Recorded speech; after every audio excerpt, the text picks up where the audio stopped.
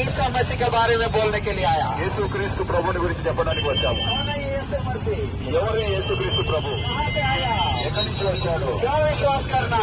ఎందుకు నమ్మకం? 20 साल पहले विश्वास नहीं करते थे। 30 సంవత్సరాల క్రితం నేను నమ్మేవాడిని కాదు. एक दिन एक भाई ने कहा, ఒక రోజు ఒక సహోదరుడు నాకు చెప్పాడు, अगर यीशु मसीह पर विश्वास करा करे तो ఒకవేళ యేసుక్రీస్తు ప్రభుని నమ్మకపోతే नरक जाना पड़ेगा।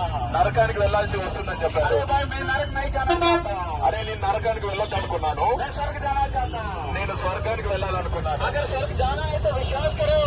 ఆ స్వర్గానికి వెళ్ళాలంటే ప్రభుని నమ్ముకోండి, అంగీకరించండి. कौन है वो? ఎవరాయన? उन्होंने कहा यीशु मसीह।